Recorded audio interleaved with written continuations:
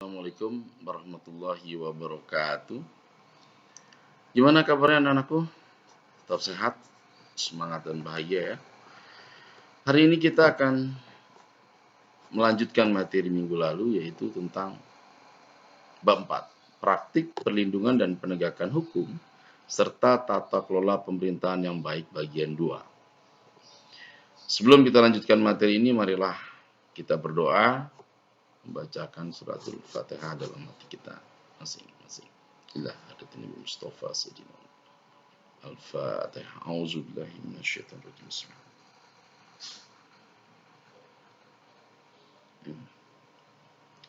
Baik anak-anakku sekalian, materinya masih sama seperti minggu lalu. Kompetensi dasarnya satu, mengevaluasi praktik perlindungan dan penegakan hukum untuk menjamin keadilan dan kedamaian. Yang kedua, menganalisis pelaksanaan pemerintahan sesuai karakteristik good governance. Yang ketiga, mendemonstrasikan praktik perlindungan dan penegakan hukum untuk menjamin keadilan dan kedamaian. Dan keempat, menyaji hasil analisis tentang pelaksanaan pemerintahan sesuai dengan karakteristik good governance. Adapun tujuan pembelajaran pada bab ini adalah setelah kalian mempelajari materi ini, maka diharapkan mampu: satu, menjelaskan hakikat perlindungan dan penegakan hukum. Yang kedua, mendeskripsikan peran lembaga penegak hukum dan dinamika pelanggaran hukum. Dan yang ketiga adalah menjelaskan tata kelola pemerintahan yang baik atau good governance. Anak-anakku sekalian yang dirahmati oleh Allah Subhanahu wa taala, lalu pengembangan nilai karakter apa yang didapat atau yang diharapkan selama mempelajari materi ini ialah siswa diharapkan tertanam rasa tanggung jawab, jujur, tertib, dan terus berinovasi.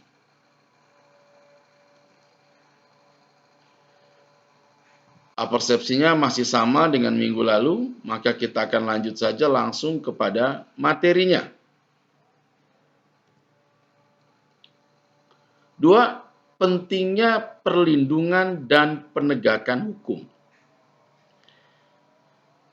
Kalau kita lihat gambar ilustrasi ini adalah penegakan hukum itu bagai sebuah payung yang melindungi orang dari terik matahari maupun hujan. Sebagai negara hukum, Indonesia wajib melaksanakan proses perlindungan dan penegakan hukum. Negara wajib melindungi warga negaranya dari berbagai macam ketidakadilan, ketidaknyamanan, dan penyimpangan hukum lainnya. Ini adalah gambar-gambar para lawyer sebagai salah satu profesi yang berkecimpung di dunia hukum. Perlindungan dan penegakan hukum sangat penting dilakukan karena dapat mewujudkan hal-hal berikut ini. A. Tegaknya supremasi hukum. Supremasi hukum bermakna bahwa hukum mempunyai kekuasaan mutlak dalam mengatur pergaulan manusia dalam berbagai macam kehidupan. Yang dimaksud dengan supremasi hukum, hukum adalah di atas segalanya. Karena negara kita adalah negara hukum atau biasa disebut sebagai Rechtsstaat dalam bahasa Belanda, bukan Machtstaat atau negara totaliter. B. Tegaknya keadilan. Tujuan utama hukum adalah mewujudkan keadilan bagi setiap warga negara. Tanpa pandang bulu, apakah orang desa, apakah orang kota, apakah orang pinter, atau orang bodoh, orang kaya, orang miskin, pejabat atau rakyat jelata.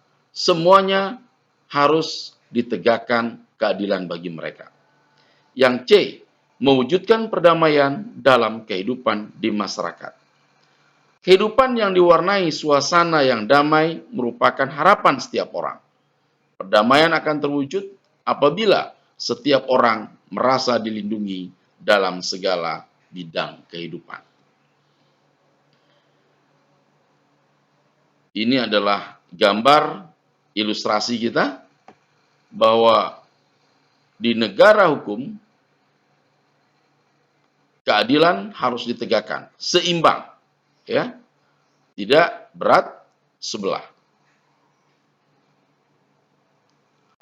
Menurut Surjono Sukanto, keberhasilan proses perlindungan dan penegakan hukum tidaklah semata-mata menyangkut ditegakkannya hukum yang berlaku, akan tetapi sangat bergantung pada beberapa faktor, antara lain sebagai berikut. A. Hukumnya. Undang-undang yang dibuat tidak boleh bertentangan dengan ideologi negara. Apa ideologi negara kita? Yaitu Pancasila. Jadi hukum tidak boleh bertentangan dengan Pancasila sebagai landasan ideal atau landasan ideologi. B. Penegak hukum. Penegak hukum harus menjalankan tugasnya dengan baik, sesuai dengan peranannya masing-masing yang telah diatur dalam peraturan perundang-undangan. Penegak hukum harus tegas, harus adil, harus jujur. Makanya dalam pengadilan itu kalau hakim menggunakan toga, ya, pengacara menggunakan toga berwarna hitam, jaksa pun menggunakan toga berwarna hitam. Hitam artinya kokoh, ya, tegas. Dan biasanya mereka menggunakan dasi putih. Artinya mereka hatinya harus bersih, pikirannya harus bersih. Tidak pilih kasih. C. Masyarakat. Masyarakat lingkungan di mana hukum tersebut berlaku atau diterapkan. Nah, masyarakat ini bisa mendukung tegaknya hukum secara keseluruhan. Contoh, ada anak-anak yang taat dan patuh waktu menyeberang di jalan raya di atas zebra cross, dipandu oleh polisi lalu lintas. Dia tidak menyeberang sembarangan. D. Sarana atau fasilitas yang mendukung penegakan hukum. Sarana atau fasilitas itu mencakup tenaga manusia yang terdidik dan terampil, itu tadi misalnya sebagai apakah hakim, jaksa, atau pengacara. Organisasi yang baik, ada pengadilan, ada kejaksaan, ada Pradin atau Persatuan Advokat Indonesia. Peralatan yang memadai, keuangan yang cukup, dan sebagainya, yang seluruhnya biasanya disediakan oleh negara. E. Kebudayaan, sebagai hasil karya cipta dan rasa yang didasarkan pada karsa manusia di dalam pergaulan hidup. Apakah sudah ada budaya antri, ya, seperti ini, budaya antri. Nah, kalau sekarang tidak boleh nih, karena harus ada social distancing, tidak saling serobot, tidak berebutan, ya, sampai pada gilirannya. Nah, ini sudah social distancing dengan tertib dan rapi. Itu adalah kebudayaan. Seperti orang Jepang sangat terkenal dengan budaya antrinya. B. Peran lembaga penegak hukum dalam menjamin keadilan dan kedamaian. Kita lihat gambar-gambar Bapak Polisi yang gagah dan polwan yang cantik. 1. Peran Kepolisian Republik Indonesia atau Polri. Pasal 16 Undang-Undang RI nomor 2 tahun 2002 tentang Kepolisian Republik Indonesia telah menetapkan kewenangan sebagai berikut. Ini agar kalian tahu, ya, supaya sebenarnya tugas polisi itu apa saja sih? Wewenang polisi itu apa saja sih? Ini akan saya uraikan. 1. Melakukan penangkapan, penahanan, penggeledahan, dan penyitaan. Saya rasa kalau kita lihat di televisi ini sudah sering kita tahu, ya, wewenang kepolisian. Yang kedua, melarang setiap orang meninggalkan atau memasuki tempat kejadian perkara untuk kepentingan penyidikan. Di TKP biasanya ada police line atau garis polisi yang tidak boleh dimasuki sembarangan. 3. Membawa dan menghadapkan orang kepada penyidik dalam rangka penyidikan.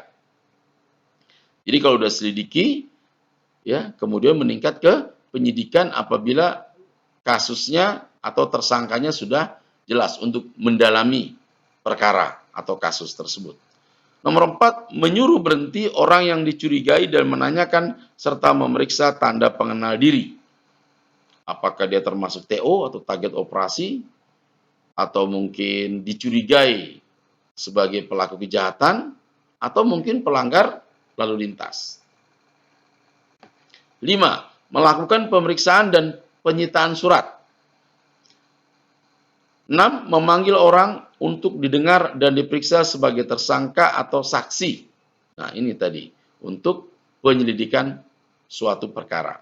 7. Mendatangkan orang ahli yang diperlukan dalam hubungannya dengan pemeriksaan perkara. Apakah ahli forensik atau yang lain-lain. 8. Mengadakan penghentian penyidikan apabila dianggap sudah kadaluarsa kasusnya atau memang tidak ada bukti-bukti yang sah dan meyakinkan. Tidak ada bukti atau tidak ada saksi. 9. Menyerahkan berkas perkara kepada penuntut umum. Biasanya disebut dengan diistilahkan P21, dilimpahkan ke kejaksaan untuk diadili. 10. Mengajukan permintaan secara langsung kepada pejabat imigrasi yang berwenang di tempat pemeriksaan imigrasi dalam keadaan mendesak atau mendadak untuk mencegah atau menangkal orang yang disangka melakukan tindakan pidana dan lain-lain. Ini yang disebut dengan cekal, cegah dan tangkal, sehingga orang akan dilarang bepergian ke luar negeri kalau dia ada di dalam negeri, atau dia ditangkal kalau dia dari luar negeri mau masuk ke Indonesia melalui imigrasi atau pejabat imigrasi. Biasanya di bandara atau di pelabuhan. 2. Peran Kejaksaan Republik Indonesia. Kita lihat ilustrasinya, ada beberapa jaksa, ada ribuan kasus, dan ada tahanan KPK.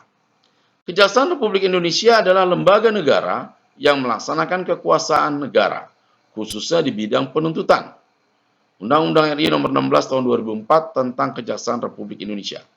Peran dalam penegakan supremasi hukum, perlindungan kepentingan umum, penegakan hak asasi manusia, serta pemberantasan korupsi, kolusi, dan nepotisme KKN. Ini adalah peran kejaksaan. Tugas dan wewenang kejaksaan dikelompokkan menjadi 3 bidang. Berikut. 1. Di bidang pidana, misalnya melakukan penuntutan, melaksanakan penetapan hakim dan putusan pengadilan yang telah memperoleh kekuatan hukum tetap, melakukan pengawasan terhadap pelaksanaan putusan pidana bersyarat, melakukan penyidikan terhadap tindak pidana tertentu berdasarkan undang-undang, dan melengkapi berkas perkara tertentu, dan untuk itu dapat melakukan pemeriksaan tambahan sebelum dilimpahkan ke pengadilan yang dalam pelaksanaannya dikoordinasikan dengan penyidik. Apabila dipandang perlu ada novum atau bukti baru, maka boleh ditambahkan. Nah, di sebelah ini adalah ilustrasi-ilustrasi tentang kejaksaan. B. Bidang perdata dan tata usaha negara. Perdata adalah kasus-kasus warga negara, kasus-kasus yang biasa disebut dengan antar warga negara pribadi, misalnya dalam bidang perceraian, warisan, dan lain-lain. Tata usaha negara adalah bidang yang membawahi atau pengadilan tentang administrasi kepegawaian negara. C. Dalam bidang ketertiban dan ketentraman umum. 1. Peningkatan kesadaran hukum masyarakat, berarti ada sosialisasi tentang hukum kepada masyarakat. 2. Pengamanan kebijakan penegakan hukum. 3. Pengawasan pengawasan peredaran barang cetakan, misalnya buku, apakah buku ini termasuk buku yang dilarang atau yang lain. 4. Pengawasan aliran kepercayaan yang dapat membahayakan masyarakat dan negara. misalnya dianggap meresahkan masyarakat. 5. Pencegahan penyalahgunaan dan atau penodaan agama. Ini banyak sekali terjadi, ya, penistaan agama, seperti kasus yang di Prancis, ya, Presiden Macron. 6. Penelitian dan pengembangan hukum serta statistik kriminal. Apakah kejahatan meningkat atau menurun?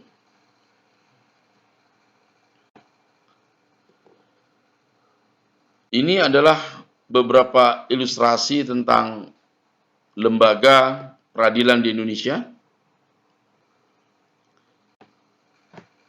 Untuk mengefektifkan perannya, lembaga kejaksaan di Indonesia memiliki 3 tingkatan, yaitu Kejaksaan Agung di tingkat pusat yang dipimpin oleh seorang jaksa agung setingkat menteri, ya. Kejaksaan tinggi di tingkat provinsi yang dipimpin oleh seorang kepala kejaksaan tinggi. Kejaksaan negeri yang berada di tingkat kabupaten yang dipimpin oleh seorang kepala kejaksaan negeri. Jadi bertingkat-tingkat sesuai dengan perkara yang ditangani. 3. Peran hakim sebagai pelaksana kekuasaan kehakiman. Hakim adalah pejabat peradilan negara yang diberi wewenang oleh undang-undang untuk mengadili. Ya, makanya hakim harus tegas, jujur, adil, dan bersih. Mengadili merupakan serangkaian tindakan hakim untuk menerima, memeriksa, dan memutuskan perkara hukum berdasarkan asas bebas, jujur, dan tidak memihak di sebuah sidang pengadilan berdasarkan ketentuan perundang-undangan.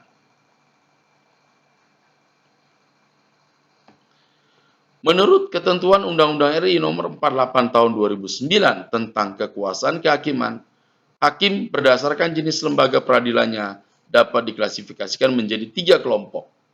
Berikut. A. Hakim pada Mahkamah Agung yang disebut dengan Hakim Agung. Ini biasanya dipilih oleh DPR atas persetujuan pemerintah. B. Hakim pada badan peradilan yang berada di bawah Mahkamah Agung, yaitu dalam peradilan umum, peradilan agama, peradilan militer, peradilan tata usaha negara, dan hakim pada pengadilan khusus yang berada dalam lingkungan peradilan tersebut. C. Hakim pada Mahkamah Konstitusi yang disebut dengan Hakim Konstitusi yang menangani masalah perkara tentang perundang-undangan. 4. Peran advokat dalam penegakan hukum. Kita lihat ada 2 pengacara terkenal, Hotman Paris dan Yusril Issa Mahendra. Advokat adalah orang yang berprofesi memberi jasa hukum, baik di dalam maupun di luar pengadilan. Jasa hukum yang diberikan berupa memberikan konsultasi hukum, bantuan hukum, menjalankan kuasa, mewakili, membela, mendampingi, dan melakukan tindakan hukum. Adapun tugas dari advokat secara khusus adalah membuat dan mengajukan gugatan, jawaban, tangkisan, sangkalan, memberi pembuktian, mendesak segera disidangkan atau diputuskan perkaranya, dan sebagainya. Saya rasa kalian sudah sering mendengar atau pengacara yang contohnya mungkin sering banyak beredar, ya, di infotainment. Setiap ada artis atau pejabat publik yang mengalami suatu kasus, maka selalu didampingi oleh advokat atau pengacara. Nomor 5, peran Komisi Pemberantasan Korupsi atau KPK. KPK adalah sebuah komisi yang dibentuk pada tahun 2003 berdasarkan Undang-Undang RI Nomor 30 Tahun 2002 tentang Komisi Pemberantasan Tindakan Pidana Korupsi. Tujuan dibentuknya KPK adalah untuk mengatasi, menanggulangi, memberantas korupsi. Beberapa waktu lalu banyak atau ribut tentang Undang-Undang KPK. Dalam menjalankan tugas dan wewenangnya itu, KPK berpedoman pada asas sebagai berikut, yaitu 1. Kepastian hukum, yang kedua keterbukaan, yang ketiga akuntabilitas, yang keempat kepentingan umum, dan kelima proporsionalitas. Karena korupsi merupakan salah satu yang termasuk dalam extraordinary crime. Demikian anak-anak materi kali ini, yaitu bab 4 bagian kedua. Untuk yang akan datang, kita akan bicara tentang dinamika pelanggaran hukum, yaitu berbagai kasus pelanggaran hukum yang pernah terjadi di Indonesia. Demikian materi saya saat ini, lebih kurang yang mohon maaf. Jangan lupa tetap sehat, semangat, bahagia selalu. Kita akhiri. Wabillahi taufik wal hidayah. Wassalamualaikum warahmatullahi wabarakatuh.